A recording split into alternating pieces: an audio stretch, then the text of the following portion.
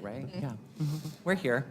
First, I just want to say I'm so excited. This is my first time being chair, so thank you as we work through this, and I appreciate all of the guidance today.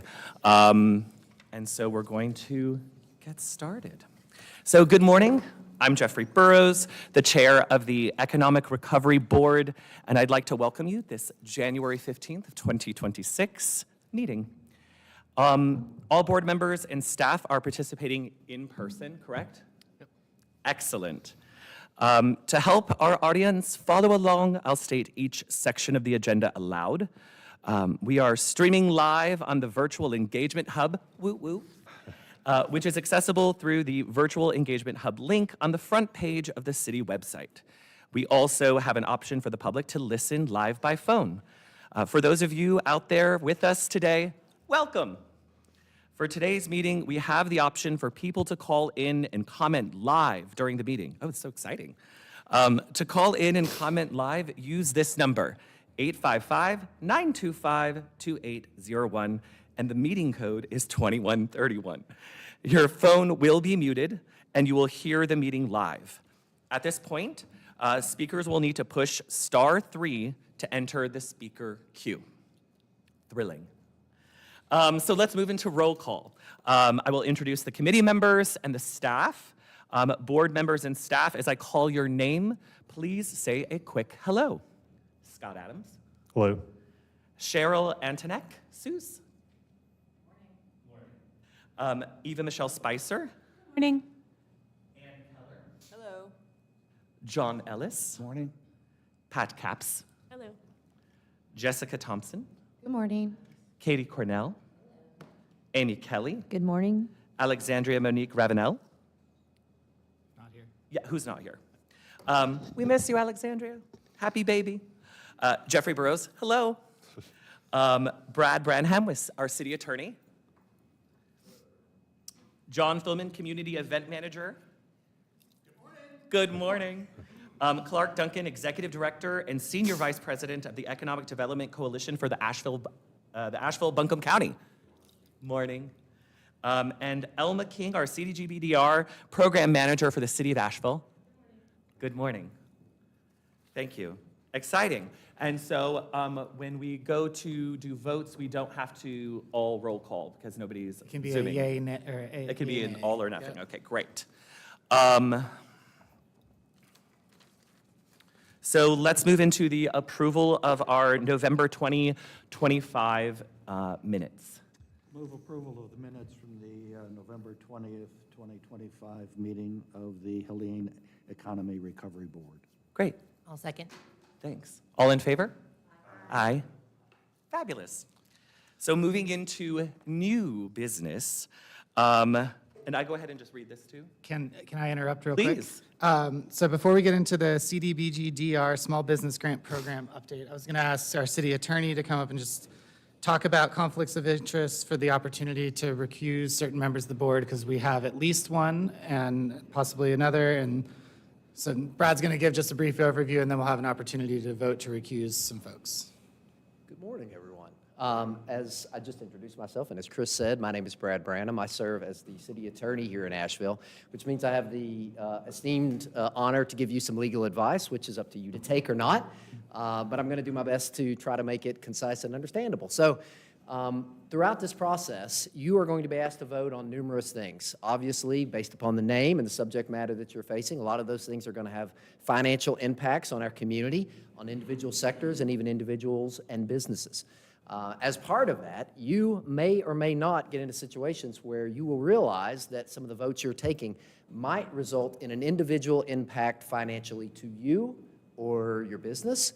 And we want to make sure that you both understand and appreciate the necessity to consider those things for two important reasons. Number one, we want to make sure that the integrity of this process is maintained. And by way of recusing yourself only for votes and discussions where you might be financially benefited from that helps us to do that. It is something that applies all the way up through city council, all the way up through state and federal government, supposedly.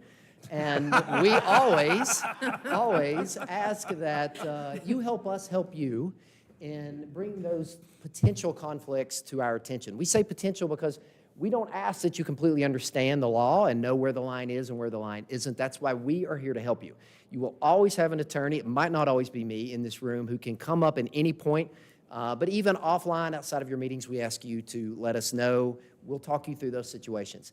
And if you need to be recused, this is not a removal of you from the committee, from the ongoing process, but just from a particular vote, okay? And in those situations, the way that it will work is once we've decided you do have a conflict, it merely means that the rest of the board will take a vote to recuse you, okay? So if I was going to say, I think I have a conflict on this one, we would ask the board, hey, please make a motion to recuse Brad from this particular discussion and vote. You'll still get to sit in here, you'll gain the information, and then once that item is over, you'll continue full participation as a member of this board. Now, if we have a situation where you don't know if you have a conflict, here's the general rule, okay? If you believe you're going to have a financial impact that is different from the community at large, that's a potential conflict. Let us help you through that, okay? Now, sometimes it is very difficult to ascertain exactly where that conflict ends and where it begins. Here's what I would add to my discussion to you, as brief as I can, reminding you that each one of you went over some rules, not just a procedure, but ethics rules. One of those very important ethics rules is to avoid the appearance of impropriety. So what does that mean? That doesn't just mean don't do wrong, don't appear to the public like you might be doing wrong. That is all part of building the trust and confidence that we need from the public in order to ensure that they trust this process and they trust the hard work that you're putting into this. So in close calls, if there's enough additional votes, I always suggest you might err on the side of caution because you don't want the stigma of that continuing to follow you and questions being asked about why you're serving on this committee. You volunteered for this. You're doing the hard work. You're putting in the sacrifice. Help the public know that you are going the extra mile to participate in that. So I do think there may be one or two that might have said you might have a potential conflict. This is a chance for us to see how that process works today. But it is very simple. If you've identified yourself, you can just ask the chair that you might need to be recused from that. We'll take a quick vote and just ask the board to recuse those people. You'll just sit back, listen during this. Please don't participate in the discussion as well or the vote. And we still have plenty of other people enough to still vote on those items today, so we should be just fine. Does anybody have any questions about that? Amy. So I read the guidelines, I think in connection with another board that I'm on, and it is specific to financial, benefit. But when you serve on a board of an organization, you have a fiduciary obligation to that organization, and you have obligations here, and so those can be in conflict, but it's not specifically referenced in the guidelines, and so I think that would be the situation that we face today. I don't think any of us as individuals would personally financially benefit from the decisions that are being made today, but there could be that we have conflicts around our fiduciary obligations to the organizations that we serve on boards for. So the role of conflicts is more complicated than it seems. It is not just always, hey, we're voting on whether or not to give Brad a nice big raise, okay? That's pretty easy. I'm definitely going to vote on that. No, I would not vote on that. But look at this through the eyes of a third party outside, okay? We get in much less trouble recusing you when you don't necessarily have to be recused than not recusing you when maybe, in fact, many people would have perceived you to need to be recused. So what we want you to really be able to do is to make judgments freely, impartially, and fairly, and that the perception from the public be fairly unquestioned about your individual capacity to make those independent judgments, okay? So, there's going to be situations where I'm going to say, I think it's probably okay. I appreciate you bringing it to our attention, but this is probably all right. I'm still going to rely on what our state law says, which is that if you don't have a financial interest in this, then you can probably participate in this. Now, we don't ask you not to have other interests. You're on this board because you have other interests, okay? You did not have to come in here with a clean slate mind. We know that you advocate for, appreciate many aspects of the city, and that is why you have been asked to sit in these seats and volunteer your time. So don't leave that at the door. But if you cross the line and believe that you likely, one way or another, stand to gain or lose financially from a result, I'm not so much worried about what other people might consider non-financial conflicts. I hope that answered that question, Amy. Okay. Any other questions? Chair, I do have a direct conflict of interest as the Executive Director of Arts AVL, who's being considered as a subrecipient for CDBG-DR funding. So I would ask to be recused from this conversation. Is there anyone else? Yes, I have an arguable conflict because I serve on the board of RadBiz. RadBiz is one of the partners in the bid that I believe Mountain Biz Works submitted. So I believe that RadBiz will have their responsibility to educate businesses in the RAD about the availability of the small business grant. And in doing so, I believe it receives some small amount of compensation to cover the expense of doing that exercise. So I am on the board of that. I don't stand to personally benefit, but RadBiz could receive money in that. So, I think that's fair. okay. Any other questions? So we Thank you just all need for your service. a motion to vote and then, Yeah. So do we have a motion on the floor to recuse Katie Cornell? So moved. Second? A second. Fabulous. Thanks, Jessica. Thanks, Scott. All in favor? Aye. Fabulous. Thank you. Thank you. So moving into new business. So we have the CDG. Wait, what about me? Amy as well. So we are including Amy as well? So sorry. Yes? Two separate motions? Okay. Two separate votes? Okay, thank you.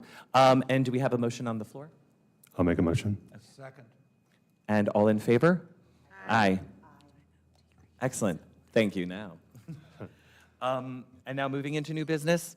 Okay, fabulous. So we have Elma King from CDGBDR Program Manager from the City of Asheville coming to talk about the Small Business Grant Program. Welcome. Thank you so much. Good morning, everybody. Thank you so much also for being so judicious about the prior conversation. This is quite tall, and I am not, so let me. Just want to acknowledge the cold, wintry day you all made it here on, so thank you so much for that. And on top of that, I would like to acknowledge that this is the second meeting of the Economy Recovery Board. And we have a packed room, and it's really exciting to see everything going on, both with the updates that we can share today on CDBG-DR and on the EDC update coming up. As I said, it's exciting to see this board in action. With that said, the devil's in the details, so we will get into it. I'm here today, as mentioned, to talk through the CDBG-DR Small Business Support Program and seek your feedback on our funding recommendations today. The city's CDBG-DR action plan allocated $17 million to the Small Business Support Program.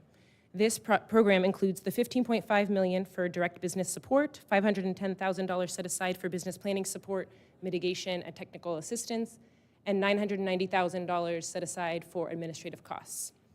The Notice of Funding Opportunity that we issued on October 31st, happy Halloween, detailed evaluation criteria and reflected key priorities heard from robust community engagement, which included the need for rapid deployment of funds to address the urgent needs of our small business community and tailored programming that meets the needs and priorities identified through community engagement. As mentioned, that NOFO, that Notice of Funding Opportunity, was issued on October 31st, and we received 5 applications in response. The Economy Recovery Board today is being asked to provide feedback on our funding recommendations. I'm going to go into a little bit about our program launch now. So you all know that CDBG-DR comes with a great deal of federal regulation. So the Small Business Support Program must comply with those federal regulations. However, it was refined to reflect key considerations highlighted through robust engagement. Program priorities include being responsive, efficient, effective, and strategic. Responsive, to provide critical business support as quickly as possible, deploy it as quickly as possible, while complying with those federal requirements. Efficient, to provide these resources in a way that reduces burdens on business owners that are already very burdened. Effective, in that they are intended to ensure these funds address the needs of critically impacted sectors and businesses that may experience more difficulty accessing resources. And strategic, to ensure these funds provide a lasting impact to Asheville's economy and workforce. In designing the NOFO, we considered engagement priorities. Some of those included what's listed here.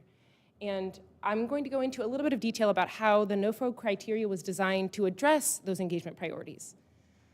We heard how critical it was to have a speedy process and to use forgivable models, relief that doesn't add debt.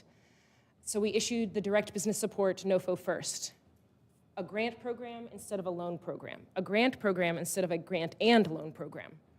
The NOFO criteria assessed applicant ability to deploy funds quickly through assessing existing programs that applicants have managed, staff experience and their ability to assess businesses and manage grant funds and comply with federal requirements. We heard how critical it was to streamline business applications and simplify eligibility, so NOFO criteria assessed applicant ability to provide resources or simplify steps that reduce barriers to accessing grants. We heard how critical it was to select subrecipients who can deliver maximized community reach and effective support, so NOFO criteria assessed applicant ability to meet the needs of critically impacted sectors and, as mentioned earlier, businesses that may have more trouble accessing resources. And we assessed this through assessing whether the applicant had a clear understanding of the needs here in Asheville and tailored a funding program that can meet those needs. And then, as with all things, we are stewards of taxpayer dollars, so we need to leverage those dollars responsibly. The NOFO criteria assessed applicant ability to add value or innovate, leveraging resources in their program design, how they communicate lasting impacts to the broader economy and workforce. I do want to share, as mentioned, this is the second Economy Recovery Board, and we as a team are actually staffing up at the moment. Next week, we will be a fully staffed team with the addition of 2 additional staff members. We've had to prioritize given the staff constraints. But to provide responsive support, the small business program was prioritized with the remaining economic revitalization programs continuing to be developed, and we'll be speaking with you all about those imminently as well. We prioritize the direct business support portion of this small business support program, so that $15.5 million, which is available for award now. The NOFO content and evaluation criteria were developed to comply, as mentioned, with federal regulations while reflecting those key engagement priorities to be responsive, efficient, effective, and strategic. Potential applicants were invited to a virtual Q&A session, and they were allowed to also submit questions via email, and those responses were published on ashevillerecovers.org. To be as clear as possible on how subrecipient organizations were going to be measured and evaluated, the NOFO provided detail on the evaluation process and provided guidance on our expectations for what constituted a strong program proposal.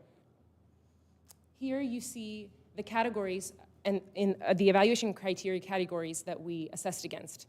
And they were designed to assess how well the applicant can provide quality outcomes that directly relate to the priorities, community needs, and federal requirements. I'll quickly go through these. In applicant capacity, we considered applicant experience and the skills and experience of their proposed staff. For need and extent of the problem, we assessed applicant understanding of the problem here in Asheville, their localized understanding, and the applicant's relevance, the proposal's relevance to the program goals, and their evidence and justification that their application understood the problem. In soundness of approach, we considered the applicant's presented approach, including scope, strategy, their timeline and milestones, and their risk identification and mitigation measures, assessing for realism. In leveraging resources, we considered what other resources, such as partners, funding, or in-kind services might be involved, and how those resources would add value or innovation. And in achieving results, we considered the proposed performance measures and their alignment with program goals. The NOFO provided detail on the evaluation process and guidance on expectations for a strong program proposal. Applications were first reviewed for eligibility. All of the 5 applications received were eligible. An evaluation panel reviewed and scored the applications independently. Panel members consisted of staff with backgrounds in small business support, business inclusion, economic development, grant administration, and finance. And a cross-departmental steering committee developed the funding recommendations. Awards are recommended for each application based on the evaluation criteria and then will be voted on by PEDE committee on the 20th and City Council on the 27th. With that, let's get into the real meat and potatoes. So we received $21 million worth of funding requests. As mentioned, we only have $15.5 million available to award at the moment. You can see here what the applications entailed. Venture Asheville requested $855,000, Mountain BizWorks at $10 million, Eagle Market Streets and Arts AVL at $2.75 million respectively, and ICAP at $5 million.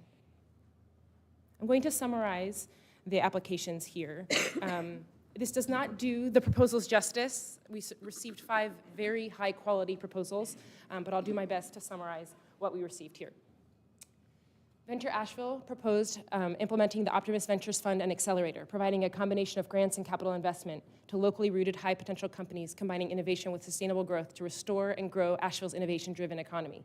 They offer an accelerator program, mentorship, navigational support, mitigation, and resilience strategies. Their program leverages an additional $1.25 million local match, more than what they are requesting in $855,000. And this local match is from philanthropic and corporate partners. They propose 88% of the dollars going direct to beneficiaries. They committed to 150 or more jobs created or retained, and 30 grants split over one cohort per year for 3 years for very targeted longitudinal support. They have experience with federal funding compliance, and they were the second highest scorer. Their proposal offers a leverage of funds with match, and they align with community engagement feedback and program priorities in that the model encourages lasting economic impact.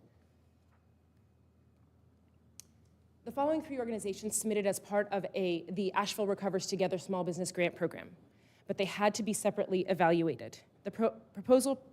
The application proposed that there is one portal for entrepreneurs that supports a streamlined application and reporting process, so a one portal, one door approach, despite the fact that there are 3 organizations.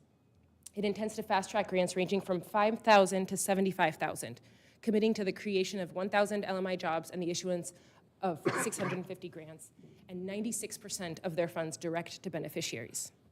Mountain BizWorks, serving very much as a backbone of this consortium, hosts the back-end administration of the grant program, including application scoring, eligibility verification, duplication of benefits, fraud prevention, grant award management, and reporting. They manage technical assistance and community partners, as mentioned earlier. There are 15 of them, 4 technical assistance partners and 11 identified outreach partners. Arts AVL would be conducting targeted outreach to arts businesses and oversee an arts-focused application review process, and demonstrated an experience and capacity to implement the program successfully. And Eagle Market Streets would conduct targeted outreach to LMI businesses and demonstrates HUD and CDBG experience in partnership with Mountain BizWorks. Mountain BizWorks, Arts AVL, and Eagle Market Streets were the first, third, and fourth ranked scores, respectively. The proposal offers tailored grant distribution to local needs and aligns with community feedback and program priorities as follows. They have strong and effective partnerships while offering a one-door website and applicant portal. Their model is efficient, and the timeline is responsive and well-planned, and it meets the needs of critically impacted sectors and low to moderate income targets. Institute Capital proposed to provide grants to eligible businesses in LMI communities or census tracts with up to $25,000 per grant, with 170 to 200 grants anticipated. They committed to at least one job created or retained per grant and 85% direct to beneficiaries.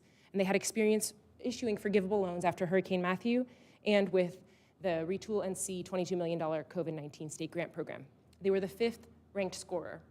They had higher grant administration costs, insufficient data demonstrated to connected to intended outcomes, and community engagement feedback and program priorities recommended a streamlined process, so multiple subrecipients offering similar services is not recommended.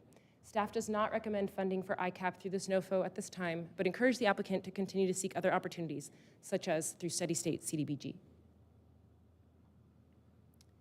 Our recommendation is to allocate full funding for the 2 highest scoring applicants and allocate partial funding split evenly between the 2 remaining partnered applicants.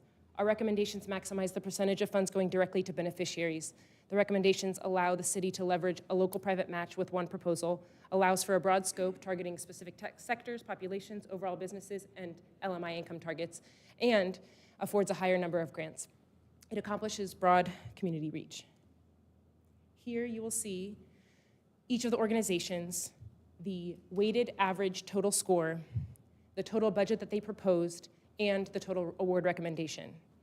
You will see that Mountain BizWorks and Venture Asheville, as the 2 highest scorers, are recommended for full award at $10 million and $855,000 respectively, that Arts AVL and Eagle Market Streets, as the 2 remaining partnered applicants, are recommended at $2,322,500 respectively.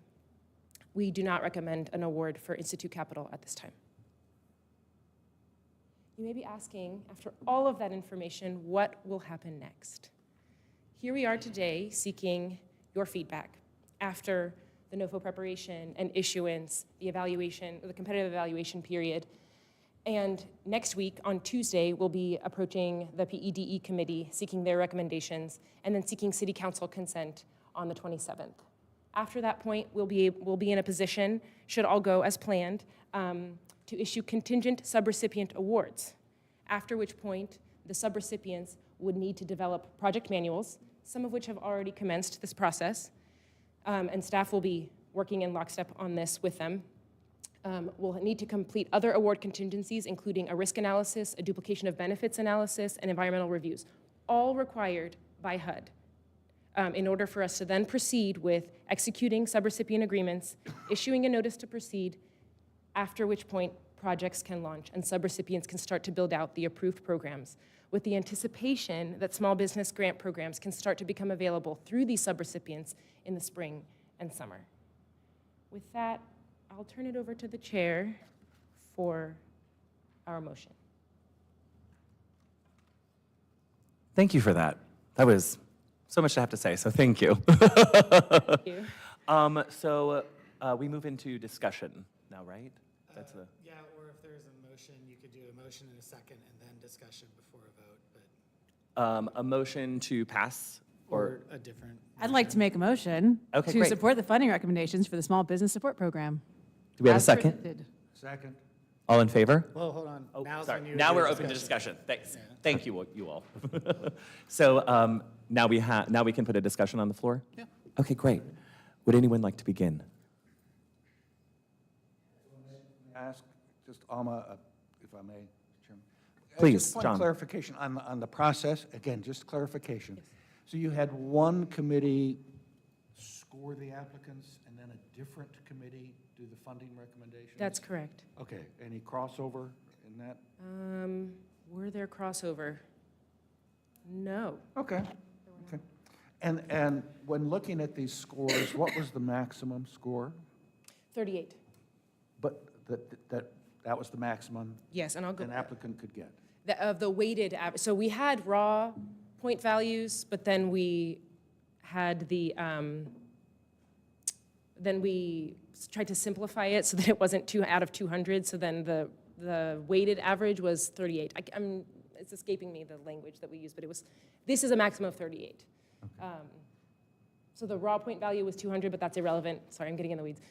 But if someone just blew you away and scored the maximum, Right. what would that score have been? 38. 38, okay. Yes, Thank you. Okay. We're on the same Good, track. yeah, good. Thank you very much. That's it, Mr. Chairman. Pat, did you have a I question? just had a question. I don't know if you even have these details at this point, but how the partnership with Mountain BizWorks will be presented to the public, and if we'll have a chance to weigh in on that process down the road, just to make sure that the public is, most informed about how to access these funds. I think that there will be an amplification component, but I don't think there will necessarily be an opportunity to weigh in. And let me share the reason for why that's my knee jerk. This board does meet every other month. We're going to be moving extremely rapidly. So after council, again, should all go as staff is recommending, then pretty rapidly, we're going to be having these things up and running. And so there may be an element of amplification, but I don't necessarily know if there's going to be an opportunity to weigh in on how those information pieces are being issued, just because of timing. Can I ask one more question? In regards to the total award recommendations, are the splits between the Arts AVL and Eagle Market Street, so the 2.3, are they earmarked specifically for arts businesses, as an example? And so we could expect that, I think you said that the administrative costs were, or 96% when they're all put together. Right. Collectively? Yes. So take Each of the 4% organizations. off? Yes, each of the organizations committed to that 96%. I'm sorry to have interrupted. Yep, no, But so you're right, so if you take 4% off, it would be how much of their allocation would go direct to businesses. But the good news too is that not only can arts businesses benefit from what Arts AVL is offering, but Eagle Market Streets and Mountain BizWorks can serve arts businesses as well, as can Venture Asheville. So there's no limitation on that. In the event that the funds that Arts AVL has runs out, they can go through the other doors as well. And if there were excess, which there won't be, I would imagine, could that be reallocated to Mountain BizWorks' $10 million? Technically, no, given that at the moment, the action plan maximizes a subrecipient award amount at 10 million at the moment. Now, of course, there are opportunities down the line to amend said needed to action be. plan, but right now, the maximum award amount is 10 million. Good questions, thank you. John? Again, a curious question. On Mountain BizWorks, this is a continuation of the program that they had last fall? It's or- building on that, Building? the Asheville Rebuilding Together Right. program. That was a combination of CDBG funds from the city, county funds as well, and private funds. It was a separate program, which, correct me if I'm wrong, is completed. Yeah. And it was totaling 4.4 million roughly, and that they issued 383, grants to 383 businesses, and that has closed. So this is building on that experience, but it is not. Well, again, just direct curious, were you aware in the application process they're going to change criteria, evaluation, anything, or is it more of a continuation? There may be some changes given requirements for DR specifically, Okay. because it is a little bit more stringent than steady state. And in some cases, more lax than steady state. So there will be some changes due to the DR nuance. Okay, thank you.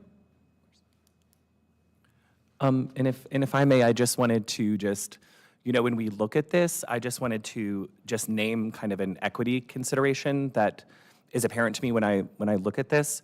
So the two organizations that are suggested to receive partial funding both serve communities that are disproportionately impacted and historically marginalized, one representing artists and creative businesses, and the other serves disenfranchised communities and small businesses. And these are the two groups that often face the greatest barriers to access.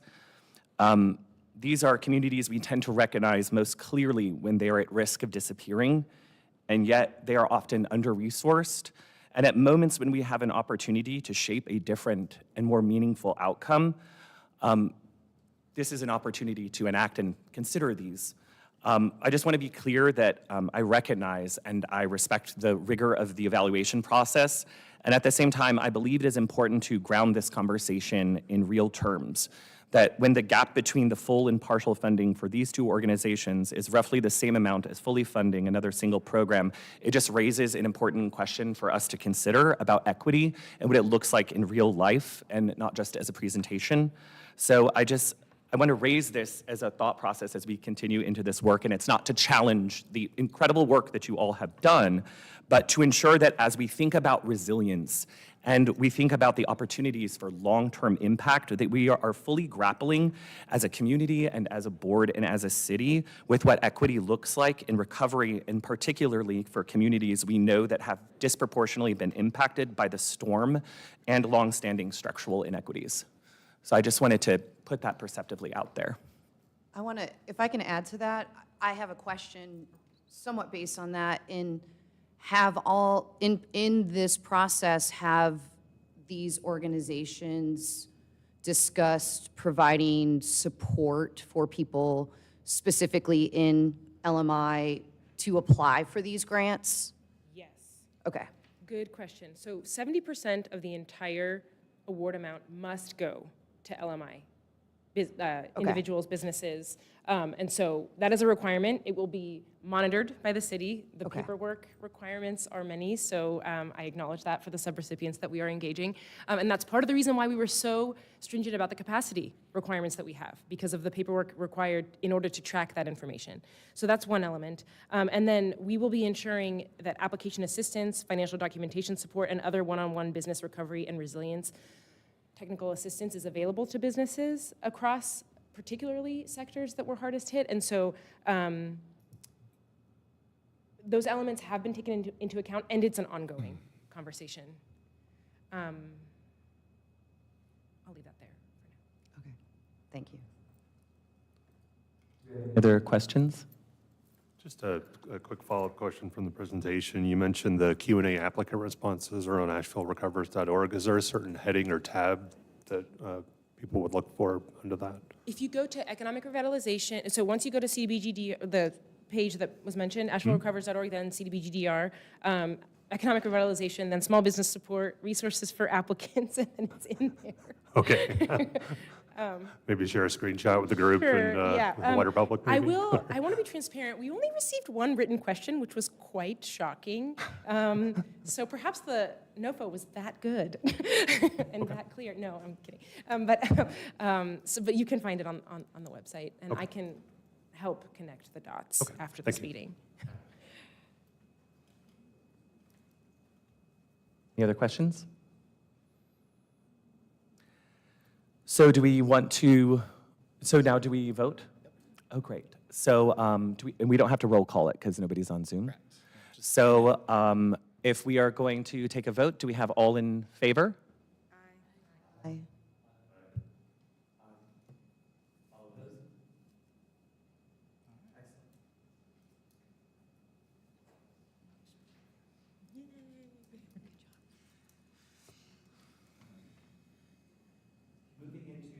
Next agenda item, we have updates and reports from EDC. So we're going to welcome Clark Duncan.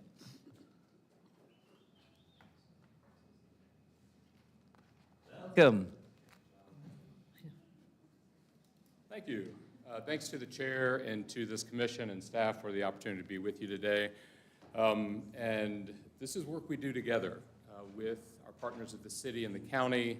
And I'd just like to quickly recognize some of the talented staff on our team that drive this work every day. Jeffrey Kaplan, our Director of Venture Asheville. Matt Godfrey, the Senior Program Manager running our incubators at Venture Asheville. Evan Bosley, an Industry Project Manager, and our Senior Director of Industry Expansion and Recruitment, Ashley Swanger. Thank you all for making time to be with us today. A handful of other folks back at the office, Heidi Reiber, Caleb Parsons, Diana Blackett, Desiree Monstrola couldn't be with us this morning. Quick introduction for those of you unfamiliar. Our Economic Development Coalition is a 32-year partnership of our city, county, and chamber, over 1,700 members, and a little over 100 private sector investors that share a common belief in the power of economic vitality to lift not only our business community, but the households that they support across our city and across our county. And very proud of the longevity of that partnership. The AVL 5x5 I want to talk about very briefly with you guys today. I'm not going to read anyone the entirety of the strategic plan. But this is the roadmap, if you will, that we have followed for some 15 years of our organizational history, and we update it every 5 years. And we just happened to be in the middle of that process on September 27th of last year. And so we asked the question as a board, and as a staff, and as a community through a public process of some 9 months, what is that role of the EDC in driving the economic recovery of our community? And we so appreciate your leadership and decision-making as partners in that process. When you are planning, you first have to have some context to where you are. So let me just set a quick stage for you. On September 26th of last year, going into our planning process over the previous 15 years, Buncombe County population had experienced nearly 20% growth over that period of time. And demographers tell us to buckle up, right? We're fast approaching the 500,000 mark in the metro area, which is Haywood, Henderson, Buncombe, and Madison counties. Importantly, over that period of time, we saw some 28% growth in advanced manufacturing here. For context, our coalition was founded in 1994. That was the era of offshoring. That was the era when Buncombe County lost Gerber Food, Ball Glass, Square D, Beacon Blankets, and the list goes on. So we maintain a laser-like focus on growing the next generation of STEM-based, technology-based advanced manufacturing in the sector. That next era, 53%, is incredibly revealing because that's the growth we've seen in professional and technical services.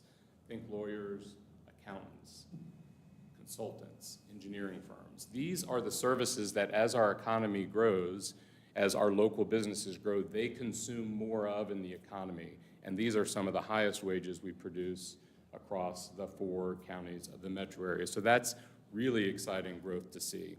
Our GDP, which today sits at $24 billion, had seen some 63% growth over the decade and a half. And our reason for being, we've seen some 81% in wage growth over those 15 years.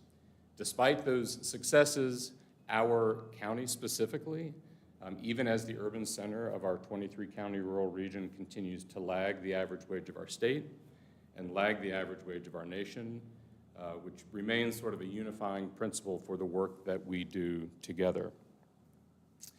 A little wind at our back going into a time of natural disaster, supported by the 10 companies you see on this slide that announced expansions over the previous 5 years. And what I love about this slide is it's a great reflection of the diversity of our advanced manufacturing community. You may recognize, of course, sort of the multinationals, leading employers that are driving innovation in automotive and aerospace like GE and Pratt and Borg-Warner.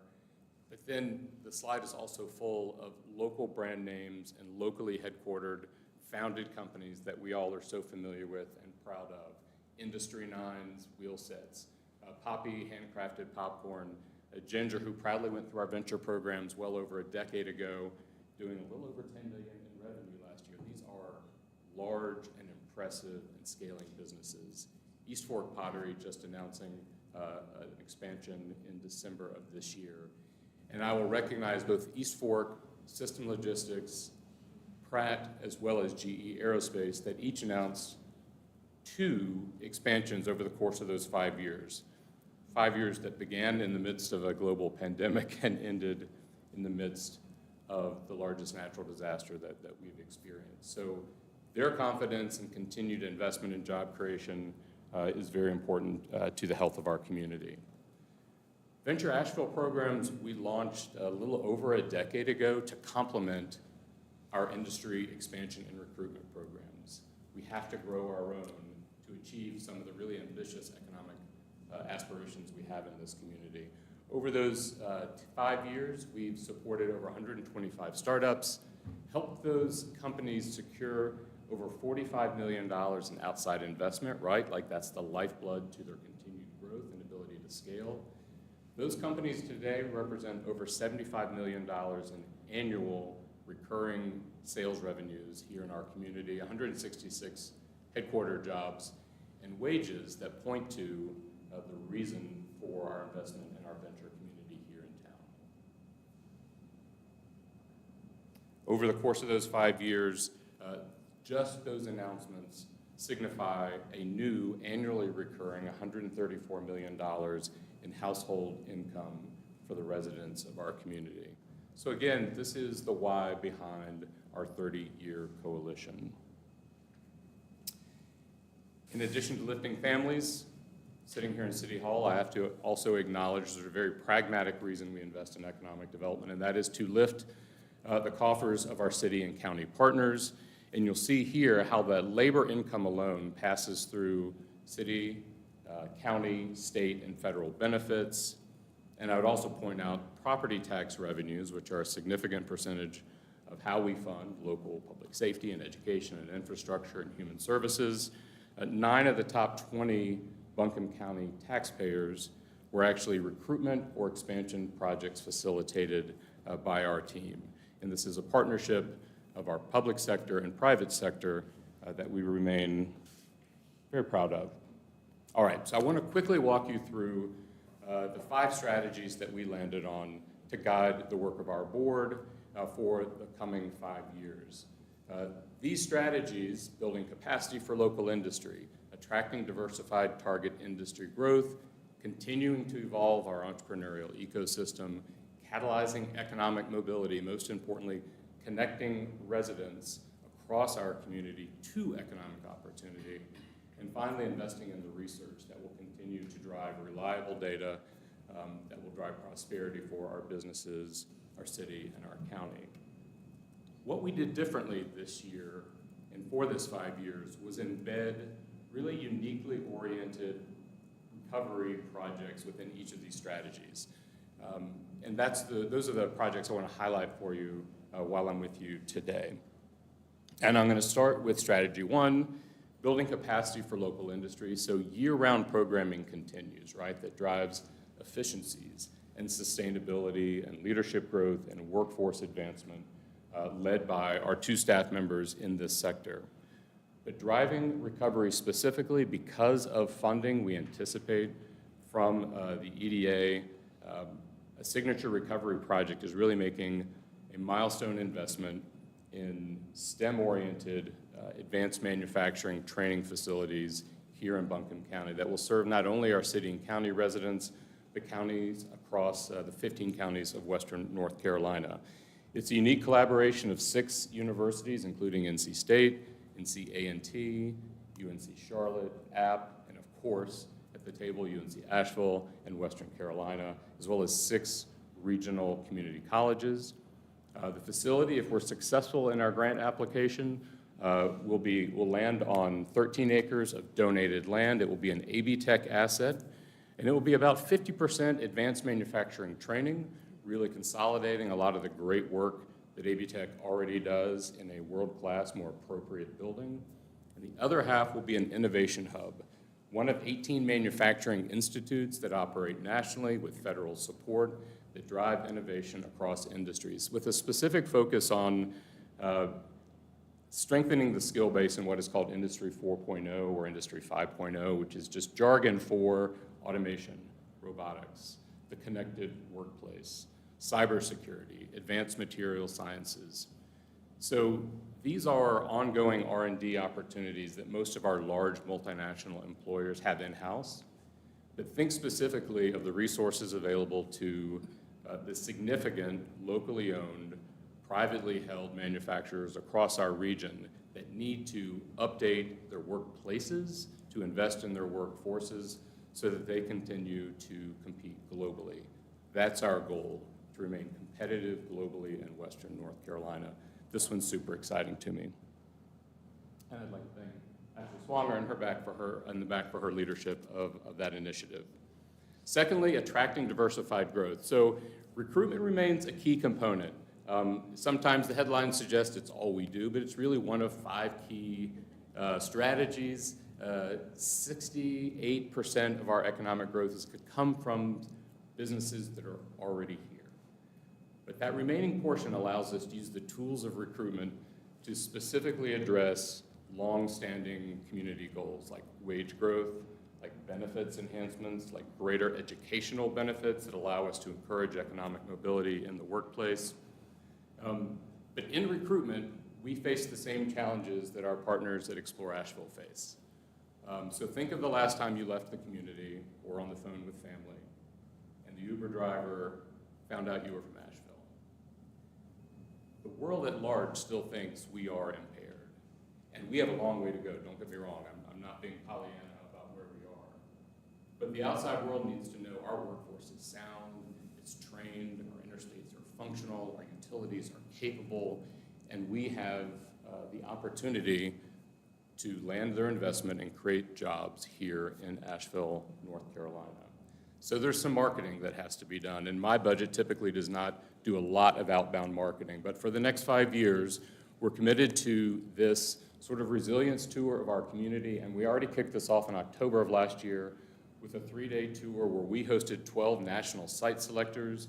Those are consultants that work specifically in the Fortune 1000 to help businesses make decisions of where do they need to put that new headquarters or divisional headquarters or a new manufacturing facility or an expanding manufacturing facility.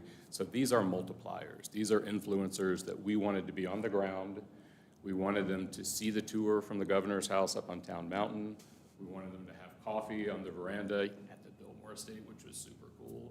We wanted them to walk the floor at Pratt & Whitney and see that we can do advanced manufacturing at a very sophisticated level, and that Fortune 1000 company staffed 1,000 jobs at an average wage of now $92,000 in 3 short years.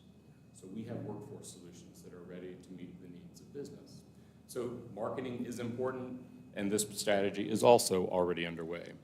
I want to talk for just a minute about our continuing efforts to invest in our venture community. Thank you for your confidence in the Optimist Ventures Accelerator. With your support, the grant funding piece of that accelerator will have continuity for 3 more years. We ran the first cohort this past fall. marrying really venture capital and philanthropy in a really rare model, which means our cohort of this last year was 7 startups will receive an investment each of $50,000. $25,000 we have raised through private investment from local investors that want to jumpstart our economy, and 25 a philanthropic grant that's immediately forgivable. So essentially on a $50,000 investment, there's a negative interest rate. And in receiving those grants, they also get 12 weeks of technical assistance through a cohort accelerator model where they go through that process together. And the vast majority of those applicants in our first cohort are names you're going to recognize, like the Asheville Tea Company, that are rebuilding with a really ambitious focus on where they want to continue to grow and scale here in this community. So thank you for your support and your partnership. Catalyzing economic mobility. This is work the Economic Development Coalition took on really in earnest in 2018 with the launch of our inclusive hiring program, which recognizes that we need every resident of our city and our county engaged in our economy. If our city and county managers were in the room, they would say, I need taxpayers in every residence in Buncombe County for pragmatic reasons. But we realize and have to recognize that there are reasons that communities and households are disconnected from economic opportunity. And the work then becomes, how do we help those families access the opportunities that are in relative abundance here in Buncombe County, right? Those gaps include maybe past justice involvement or substance abuse disorders. We work closely with our veterans community. We work closely with our survivors of domestic abuse. These gaps take lots of different forms. And as a chamber, we have the unique position to bring HR professionals and employers to the table to understand how they might be able to adapt their employment practices for greater success of their business and greater impact locally. We will be relaunching our accelerator program, Accelerate Buncombe, which was initially funded with ARPA funding from COVID, if anyone remembers those days, back in 2020 to 2023, which is essentially a short-term credential of 7 weeks. Those who most need that additional investment in credentials and training are those that have the least opportunity to step away from a job to invest in themselves. So we add a living stipend to those individuals so they can achieve that 7-week credential with job placement at the end of it. I think this is a really, again, innovative model that we couldn't implement without AB Tech. And that's an exciting opportunity to move more people not only into living wages, which aren't our goal, that's the threshold of our goal, right? Living wage should be the beginning of where we want to see our residents moving. And lastly, relying on data. I think we all remember, especially here in City Hall, how hard it was to find reliable data in those first few weeks and months that we could communicate to our decision makers here at council, at commission, state and federal level. And we're leveraging our investment in Riverbird Research, which is our in-house economic development research arm led by Heidi Reiber, to implement a 3-survey program. The first one we ran last spring had over 750 responses. We did this in partnership with the General Assembly and the city and the county. We ran it again at the 1-year anniversary. We will run it, anniversary, and run it again at 18 months. This will continue not only to inform the remaining hurt and injury in our business community that you all are addressing today, but also help us sort of map for historical purposes the trajectory, not only the impact of the storm, but our comeback from the storm. And we're really lucky to have Heidi and Caleb's talents in-house. And finally, each of these strategies have to have measurable goals and outcomes. And our board heard loud and clear from their constituents, and our staff heard loud and clear from our board that this is not a time to shy away from ambition, and these are very ambitious goals. In 2030, to look back at a 5-year period of time where the average wage of the jobs that our team announces sits at $85,000. Today, average wage in our county is about $54,000, $55,000. Over 5,000 new jobs in targeted STEM industries. This is a very education and STEM-focused plan as a source for job creation. Over $1 billion in new capital investment in our tax base at a time when funding the work of our cities and our counties remains imperiled. Over $30 million raised and acquired for our venture Asheville startups. And this plan was made with the hope that we would get through our first cohort of Optimus Ventures, which had a goal of 20 startups in that accelerator. And today, you have empowered us to run 2 more years beyond that for a total of 40 startups going through this program in these early days of recovery. So thank you for your confidence in that program. Across the bottom there, you'll see target industries. Target industries are often misunderstood, but because we have limited resources, we have to focus our time and our outbound energies on industries that we think we will yield the greatest bang for the buck, right? And so when we think about the kind of industries we want to see growing through our initiatives, we're focusing on creative and advanced manufacturing. We're focusing on advanced mobility. If you think of all of the innovation that's happening in the cars we drive, in the efficiency of jet engines that we fly in, point-to-point communications, even the emergence of drones and unmanned transportation. This is an area that's seeing a lot of global investment. It's an industry on the incline, and those are the industries we want to attach our wagon to. Software and IT had a really interesting data point come out of our studies last fall that indicated in Asheville and Buncombe County, we launched software and IT firms at 3 times the national average over the last 5 years. This is incredibly good news to our overall goals of growing wages across our community. No doubt tied to an influx of technology workers that were all of a sudden untethered from where they worked, wherever they worked. They decided Asheville was where they wanted to put down roots. That influx of workforce and talented people, we are lucky to have. Remember that the next time you're in a traffic jam, because workforce and the availability of a skilled workforce is what's going to drive economic opportunity. It's going to be what gives businesses the confidence to think, I can add those 50 jobs, I can add those 5 jobs, because we're in a community that's growing, and we're growing with talented people. And finally, professional services, rounding out those 4 target industries. And those are the sort of the key areas where we will spend outbound marketing dollars. So I hope I haven't spoken too fast. I'm really grateful for the opportunity to talk about everyone's favorite topic. But strategic planning takes on a different meaning, I think, in a time of disaster recovery. And it was incredibly gratifying as we moved from the triage of the end of last year into a process that allowed us to think again about the future, to remember that we are an ambitious region, and how do we build a plan that helps us get there. So I'd be happy to take any questions you guys may have for me today. Amy? Yeah, setting aside the storm, what are maybe like 3 top challenges for recruiting? Like, and I know those industries are all different, so they're probably all have different needs, but is there like a preponderance of feedback that we get, like when people elect to go elsewhere? So I'll focus on the 2 that immediately come to mind. The first one's not going to surprise anyone, which is housing and cost of living.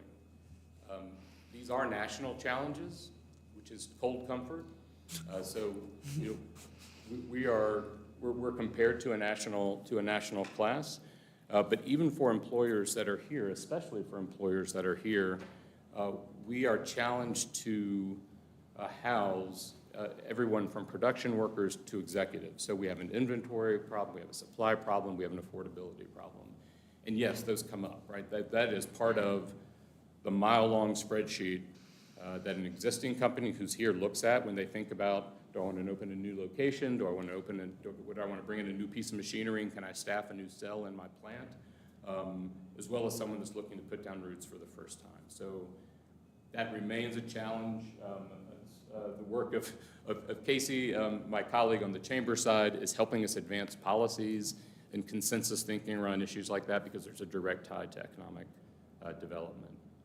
The other one I would think about is also national, but more acute here because of our topography, and that's the sites and buildings we have to contain some of our goals in economic development. In this community, 1 acre of land competes for 100 uses, right? You could put a hotel on it, a Cracker Barrel on it, a house on it, a golf course on it, a manufacturing plant on it.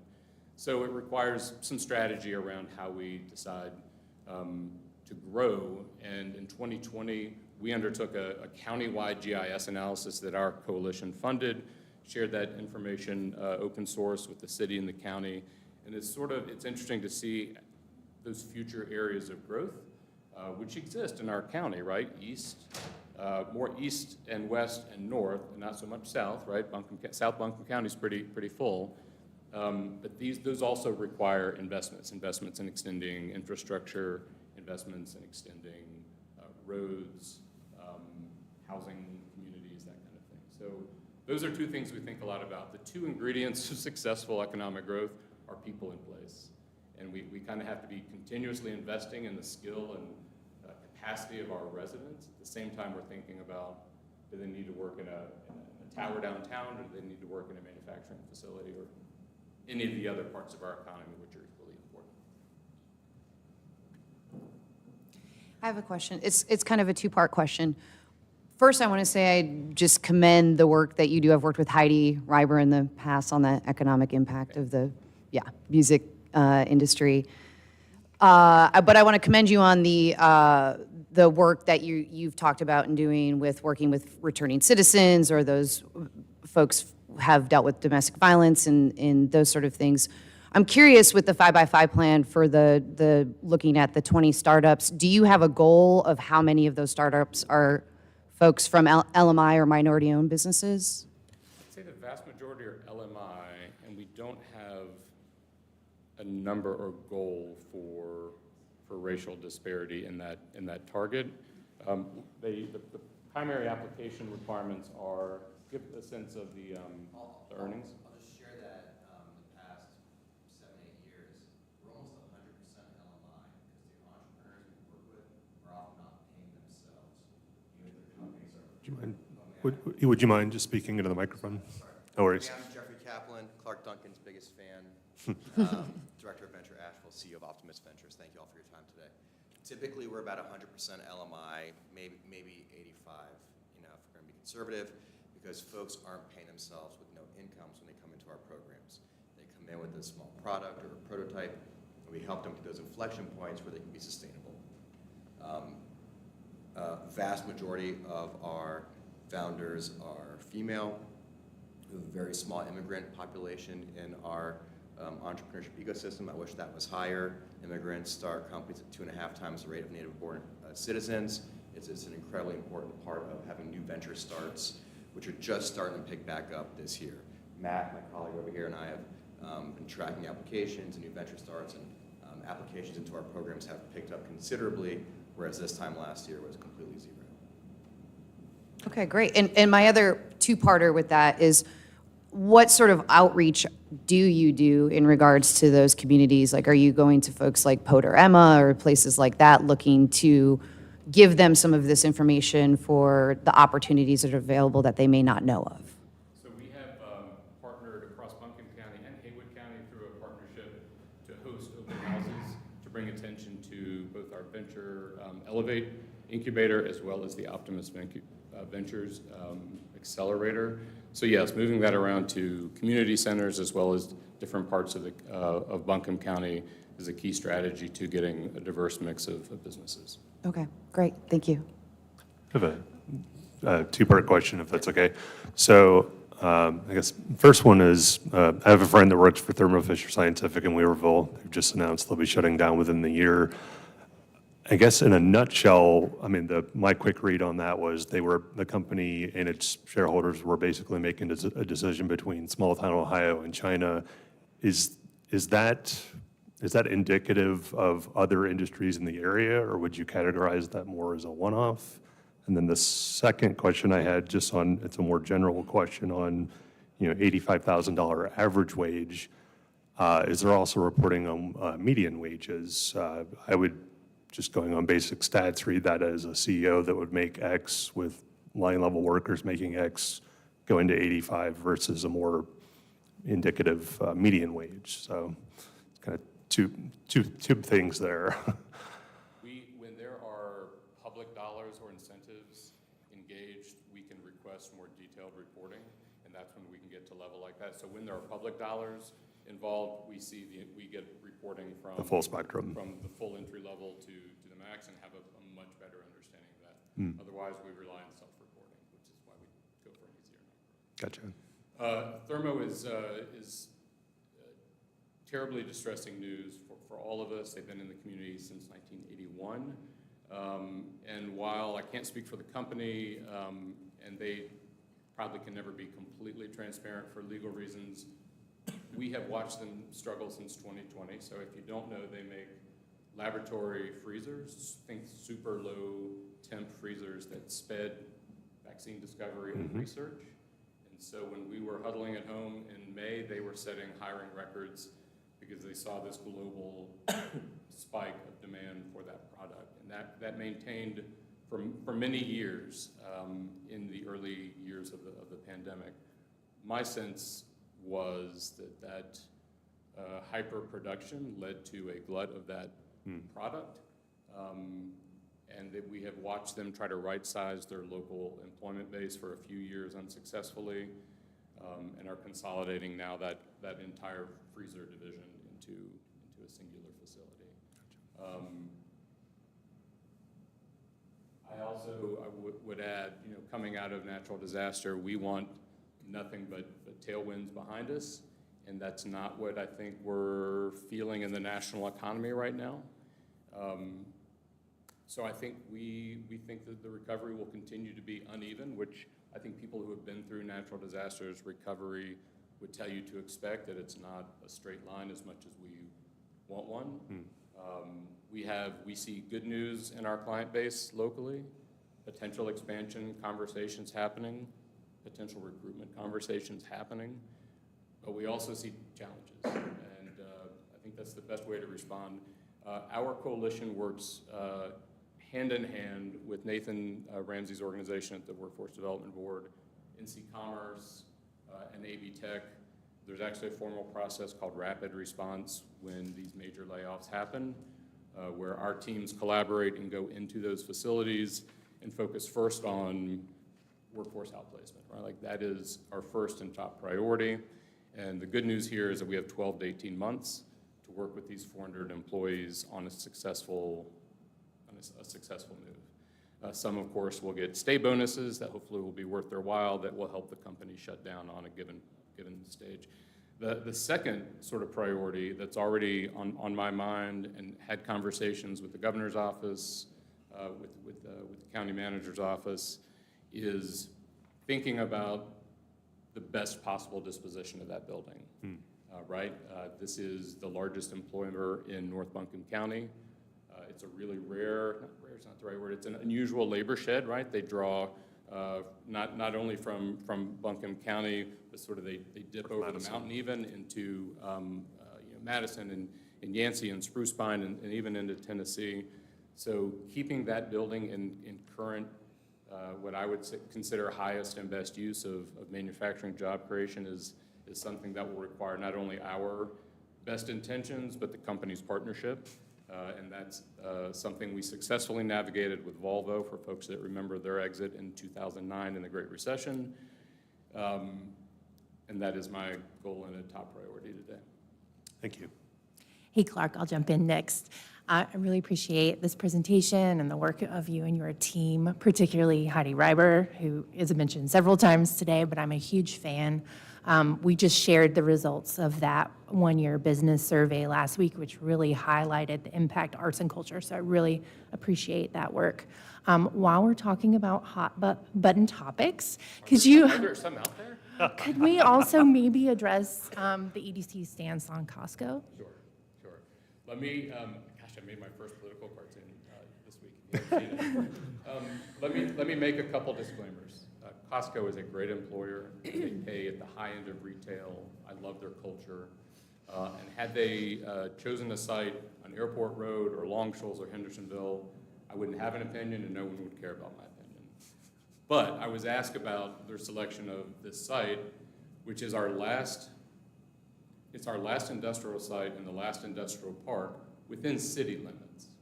And I was asked to share that perspective with council, which I did in a private email, and I realized there's no such thing as a private communication with council, so I don't argue with that. But my point was raising to them a nuance to the discussion, that part of the analysis should be what we are giving up in exchange for Costco, which has a whole set of values of its own.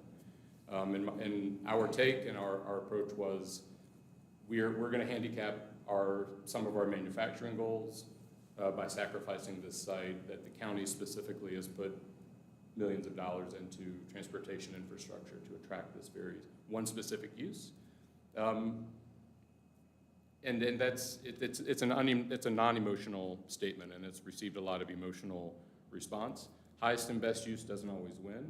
That is, and that's also a subjective turn of phrase. People have different interpretations of what highest and best use means. That was our perspective. Finding and procuring rated, fully industrial-sized utilities with 4- and 5-lane access that close to 2 interstates is a rare gift. And I met privately with the folks. They were lovely. And the first thing they said was, you know what, Clark, it's just really hard to find flat land in Buncombe County. You're preaching to the choir. I don't know if that answered your question, but that's my take. And I also think it's wildly popular and it will come before.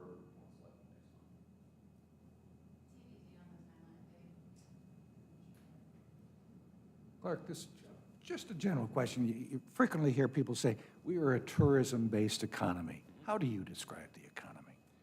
More diversified than our visitors or our residents, I think, understand. I have a slide that I love, John, that's a pie chart of our workforce and where people go when they get up in the morning to go to work. The largest employer is healthcare. Some 20% of our residents are engaged in healthcare delivery and administration.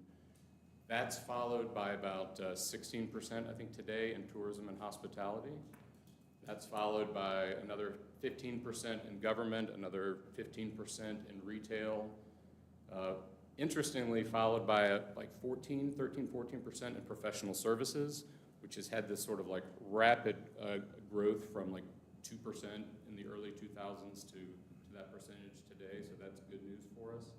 Manufacturing, since the pandemic at least, sort of a very stable 12%. We had a decade of growth as we came out of the Great Recession where we saw significant job growth there, but it's been very uneven since 2020. And then several other sectors underneath that, like construction and others. So far more diversified than you would think. And I think that's for 2 reasons. One, our hospitality brand is enormous for all the reasons that we love. And our manufacturing facilities are hidden behind mountains. So part of it could be visual, but we employ, and our families have a really diverse set of financial needs and skills and educational preparation. And so I think each of those sectors, let me be really clear, when I talk about diversification, it's not less of one for more of another, but it's more of things that I'm working on. But each of those sectors plays a really important role in a diversified economy. And economists far smarter than me say diversity of an economy, meaning all those different pie pieces, are what help get you through hard times. In the Great Recession, I remember, sadly, it was the director of Thermo, but so going back to 08, they're like, listen, we can't forecast more than like 3 months what our demand is. So manufacturing sort of cratered, but our drive time markets for hospitality kept us alive. And that was sort of flip-flopped in COVID when manufacturing, masks and all, were like saving lives and making products.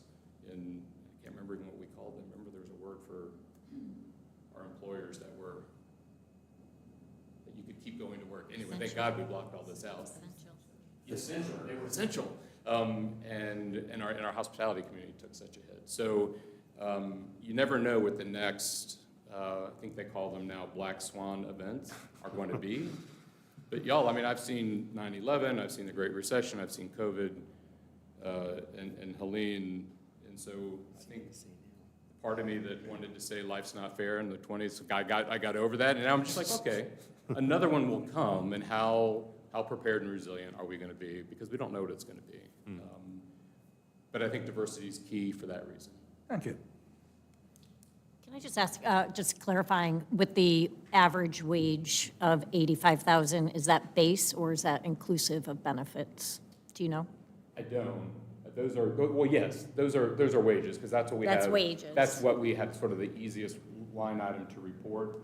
But again, I'll point to, if we are using the tools of government, which are financial incentives, which are managed by the city and the county, not by the EDC, then we have great transparency into those employment practices, the benefits load, educational benefits, all of those things. And Asheville and Buncombe County are hugely influential.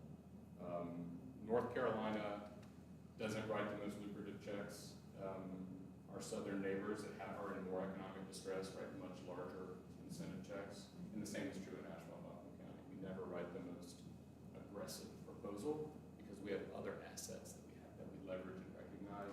But those are tools that we use from time to time. And in those situations, we have full transparency on what those company practices are. Yeah.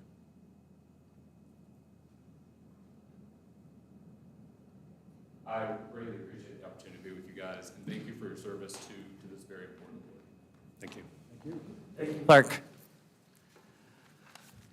So moving along in our agenda to public comment. We don't have anyone signed up or waiting in queue. Thank you, John. So informal discussion? It's the time just for any other random topics. Also, most of the time it just gets passed straight over. So it's, if you do still want to talk about a potential February meeting that you're asking about, this would be the time to bring that up. Otherwise, we can move on to adjournment. Yeah, just curious, with this board, as the sub-grantees get awarded, do we feel that it's important to have a special meeting in February potentially to discuss with the sub-grantees maybe a part of that process and what their programs are going to look like into dispersing these funds? I guess just one consideration that I think we want to be mindful about is, we've kind of, highlighted that the speed and delivery of these funds is really important, essential. But do we think that this is something that's important to have as a special meeting, to have maybe the sub-grantees come and present, if that's even possible within that timeline? But is this something that do we feel is important as a body? Yeah, please, Amy, yeah. Can I talk about this? I'm not really sure, but I was, prior to, this has nothing to do with the actual applications that are pending, but my belief and understanding, and Chris, you can tell me if I'm wrong, is that because this board had not been created yet, there was a panel of business leaders and some people who were on this group that were part of a panel that was put together by the chamber, I believe. I think at the city's request, a lot of the professionals for recovery from the city were there. And they gave feedback into the process, and it was a month-long process, met once a week for many hours. And so I just want to share that with you in case it helps with your decision-making about whether we should weigh in. And to your point about whether could it slow it down or something, do we want to actually slow the process down if we feel confident that maybe these issues were vetted already?